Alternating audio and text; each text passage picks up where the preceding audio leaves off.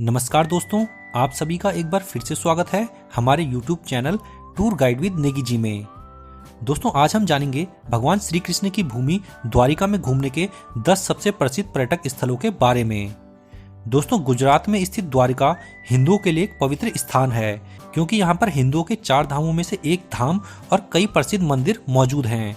यहाँ पर मंदिरों के दर्शन के लिए देश से ही नहीं बल्कि विदेशों से भी पर्यटक आते हैं। इस शहर को भगवान श्री कृष्ण का घर भी कहा जाता है, क्योंकि भगवान श्री कृष्ण ने अपने जीवन का बहुत समय यहाँ पर बिताया था। तो चलिए फिर दोस्तों, एक एक करके जानते हैं यहाँ के प्रसिद्ध पर्यटक स्थलों के बारे में, और ये भी जानेंगे कि यहाँ पे आने का बेस्ट टाइम कौन सा रहता है और कैसे कैसे आप यहाँ पर पहुँच सकते हैं। तो द्वारिका में घूमने के सबसे प्रमुख स्थानों में पहले नंबर पर आता है द्वारिकाधीश मंदिर। दोस्तों, द्वारिकाधीश मंदिर भगवान श्री कृष्ण को समर्पित यहाँ का सबसे प्रसिद्ध मंदिर है, जो कि चालुक्य शैली की वास्तुकला में बना हुआ है। इस शहर का इतिहास महाभारत काल से जुड़ा हुआ है और भगवान श्री कृष्ण के भक्त यहाँ पर दूर दूर से दर्शनों के लिए आते हैं। मान्यता यह है कि यहाँ पर मुख्य मंदिर 2500 सालों से भी पुराना है। ये मंदिर हिंदुओं के 4 पवित्र धामों में से भी एक है और समुद्र किनारे स्थित ये मंदिर बहुत ही सुंदर दिखाई देता है। ये द्वारिका में घूमने की सबसे प्रसिद्ध जगह है। इसके बाद अगले स्थान पर आता है नागेश्वर ज्योतिर्लिंग। दोस्तों, नागेश्वर ज्योतिर्लिंग भगवान शिव के 12 ज्योतिर्लिंग मंदिरों में से एक है, जो कि द्वारिका का एक प्रमुख मंदिर है। भगवान शिव को समर्पित इस मंदिर में देश के कोने कोने से श्रद्धालु यहाँ पर आते हैं। शिवरात्रि के समय यहाँ पर श्रद्धालुओं की भीड़ लगी रहती है। इस मंदिर का जिक्र हिंदू धार्मिक शास्त्रों में भी किया गया है, इसलिए हिंदुओं के लिए ये स्थान विशेष महत्व रखता है। यह मंदिर द्वारिका से 17 किलोमीटर दूरी पर स्थित है। इसके बाद आप घूम सकते हैं द्वारिका बीच पर। दोस्तों, द्वारिकाधीश मंदिर के पास ही द्वारिका बीच नाम से एक खूबसूरत बीच है। ये भी घूमने फिरने की एक बहुत ही अच्छी जगह है।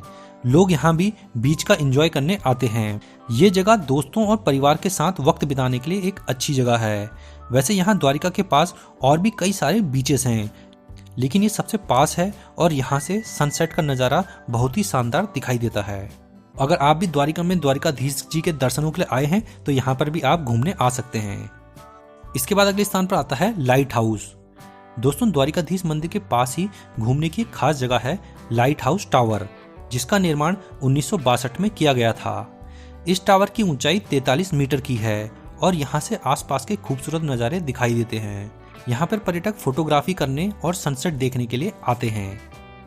इसके बाद अगले स्थान पर आता है रुक्मणी देवी मंदिर। रुक्मणी मंदिर भी द्वारिका का एक प्रसिद्ध मंदिर है। ये मंदिर भगवान श्री कृष्ण की सबसे प्रिय पत्नी रुक्मणी जी को समर्पित है। इस मंदिर की बनावट शानदार और देखने लायक है। यहाँ पर दीवारों और मंदिरों पर की गई नक्काशी भी सबको हैरान करती है। भगवान कृष्ण के भक्त यहाँ भी दर्शनों के लिए जरूर आते हैं। इसके बाद अगले स्थान पर आता है गोमती घाट। द्वारिका में स्थित गोमती घाट भी दर्शनीय स्थल है। कहते हैं कि गंगा नदी के बाद केवल गोमती नदी ही एक ऐसी नदी है जो सीधे स्वर्ग से उतरी है। यहाँ पर गोमती नदी पर कई घाट और तीर्थ स्थल हैं। यहाँ पर आकर ही गोमती नदी समुद्र में समा जाती है। यहाँ गोमती नदी के घाट पर स्नान करना बेहद ही पवित्र माना जाता है। इसके बाद अगले स्थान पर आता है इस्कॉन टेम्पल। द्वारिका में स्थित इस्कॉन टेम्पल एक भव्य मंदिर है, जहाँ पर भगवान श्री कृष्ण और भगवद गीता के उपदेशों का प्रचार प्रसार किया जाता है।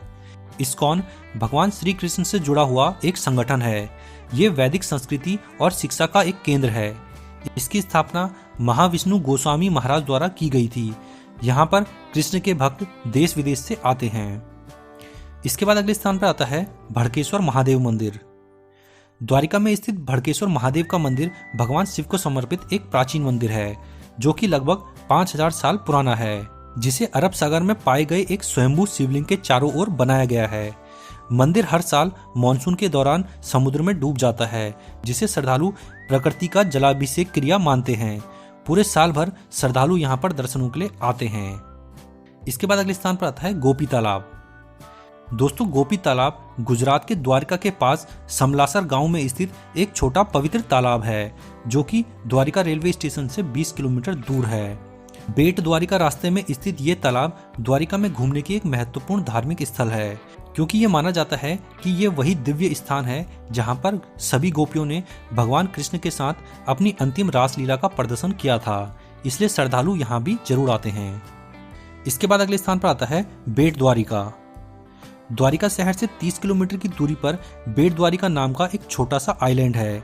समुद्र किनारे स्थित ये जगह अपने बीचेस और एडवेंचर एक्टिविटी के लिए प्रसिद्ध है। यहाँ पर लोग पिकनिक मनाने आते हैं क्योंकि ये बहुत ही सुंदर जगह है। इसके अलावा यहाँ पर कई प्रकार के आप वाटर स्पोर्ट्स का मजा भी ले सकते हैं। तो दोस्तों ये हैं द्वारिका में घूमने के 10 प्रसिद्ध स्थान। और अब बात करते हैं कि यहाँ पे आने का बेस्ट टाइम कौन सा रहता है। तो दोस्तों द्वारिका में आने का बेस्ट टाइम रहता है सर्दियों का नवंबर से लेकर फरवरी तक, क्योंकि इस जगह पे गर्मी काफ़ी ज़्यादा पड़ती है। तो इसलिए अगर आप सर्दियों के समय पर आते हैं तो उस समय मौसम सुहाना रहता है। इसके अलावा विशेष अवसरों पर भी लोग यहाँ पर आना सबसे ज़्यादा पसंद करते हैं, जैसे कि जन्माष्टमी वगैरह पे। तो इस समय भी यहाँ पे लोगों की भीड़ लगी रहती है। तो इसलिए आप सर्दियों में आइए और विशेष अवसरों पर यानी जन्माष्टमी के समय पर यहाँ आ सकते हैं। अब बात करते हैं कि द्वारिका तक पहुँचे कैसे। तो द्वारिका तक आप बस से भी पहुंच सकते हैं, ट्रेन से भी पहुंच सकते हैं और फ्लाइट से भी पहुंच सकते हैं। फ्लाइट का जो एयरपोर्ट है वो यहाँ डायरेक्ट नहीं है, वो जामनगर तक है। तो ट्रेन तो आपको डायरेक्ट द्वारिका तक मिल जाएगी। इसके अलावा बस भी कई बड़े शहरों से यहाँ गुजरात के डायरेक्ट आपको द्वारिका तक पहुँचा देंगे। इसके अलावा अगर आप फ्लाइट से आते हैं तो सबसे जो नज़दीकी एयरपोर्ट है वो है जामनगर। तो जामनगर से इसके बाद द्वारिका की डिस्टेंस है 145 किलोमीटर, जो कि आप टैक्सी से करके आ सकते हैं। तो इस तरह से आप पहुंच सकते हैं द्वारिका में और घूम सकते हैं यहाँ के 10 प्रसिद्ध स्थानों पर। तो दोस्तों आज का हमारा वीडियो आप लोगों को कैसा लगा आप हमें जरूर बताना। हमारे वीडियो इन्फॉर्मेटिव लगा हो तो हमारे इस वीडियो को लाइक और शेयर भी जरूर करें। और अगर आप हमारे चैनल पर पहली बार आए हैं तो हमारे चैनल को सब्सक्राइब करना भी बिल्कुल ना भूलें, क्योंकि हम अपने इस चैनल पर इसी तरह के वीडियोज़ लाते रहते हैं। दोस्तों वीडियो में बने रहने के लिए धन्यवाद। जय हिंद।